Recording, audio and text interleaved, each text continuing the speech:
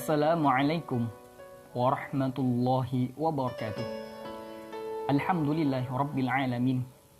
Wassalatu wassalamu ala asyrafil anbiya'i wal mursalin wa ala alihi wa sahbihi ajma'in. Amma ba'd. Faqad qala Allah ta'ala fil Qur'anil Karim, A'udzu billahi minasy syaithanir rajim. Bismillahirrahmanirrahim.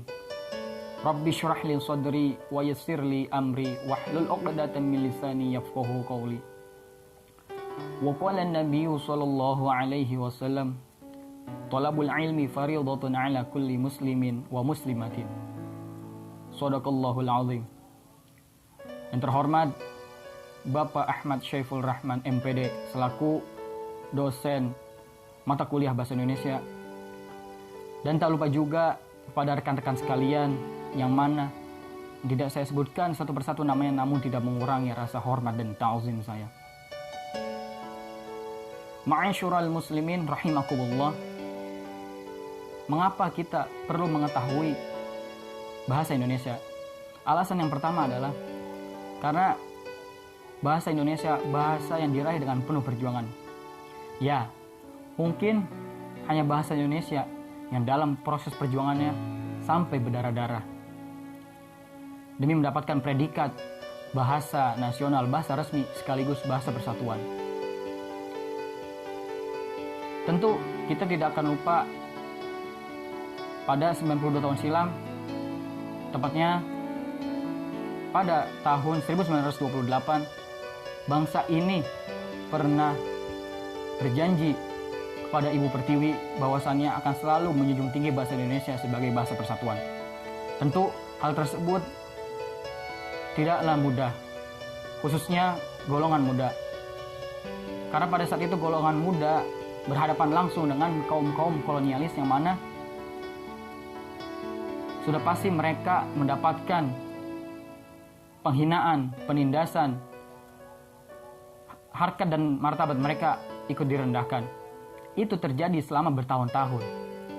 Namun hal tersebut tidak membuat semangat mereka pudar, melainkan semangat mereka semakin menggebu-gebu, dan akhirnya mereka berhasil mendeklarasikan bahasa Indonesia sebagai bahasa yang resmi. Yang kedua, bahasa Indonesia berasal dari bahasa Melayu. Ya, bahasa Indonesia merupakan perkembangan dari bahasa Melayu zaman dahulu, yang mana pada saat itu bahasa Melayu digunakan sebagai bahasa penghubung. Dan bukan orang-orang kepulauan Nusantara saja yang menggunakan bahasa Melayu, tapi hampir kebanyakan orang-orang yang berada di Asia Tenggara menggunakan bahasa Melayu tersebut. Maka tidak heran jika kita bisa berinteraksi dengan orang-orang Malaysia, orang-orang Singapura, orang-orang Brunei, orang-orang Filipina, dan lain sebagainya. Yang ketiga, bahasa Indonesia adalah bahasa yang sangat kaya.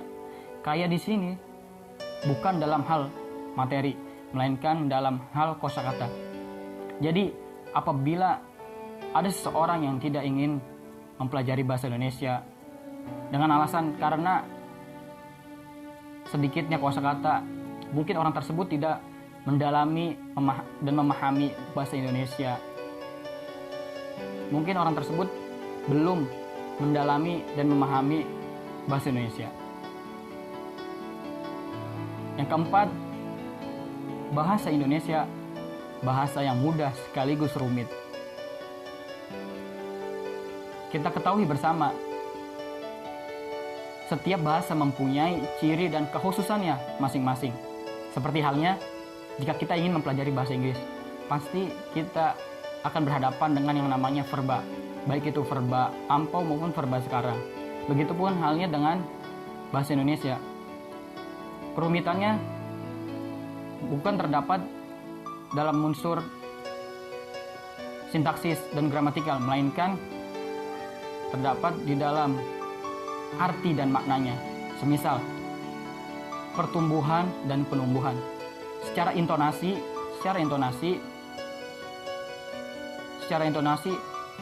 dua kata tersebut hampir sama, tetapi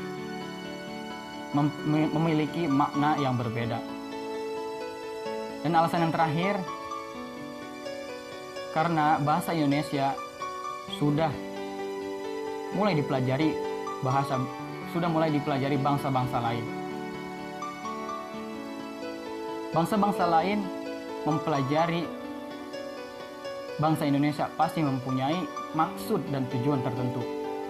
Semisal untuk investasi, untuk mengeksplor kekayaan alam Indonesia, untuk mengeksplor keanekaragaman masyarakatnya, untuk mengeksplor hal-hal yang bersejarah yang terdapat di Indonesia, dan lain sebagainya.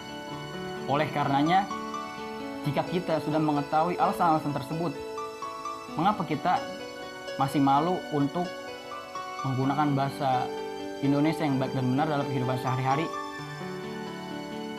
Boleh saja mempelajari bahasa-bahasa asing lain, namun kita sebagai pribumi hendaknya tidak menyampingkan atau membelakangi bahasa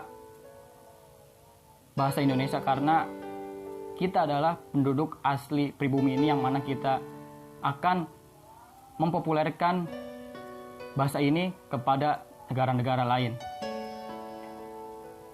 Jika kita sudah mengetahui, jika kita sudah menguasai bahasa Indonesia, maka itu adalah salah satu bentuk kecintaan atau mahabbah kita kepada negara Indonesia. Mungkin itu saja yang dapat saya sampaikan. Akhirul kalam, wallahul muwaffiq ila aqwamit thoriq. Assalamualaikum warahmatullahi wabarakatuh.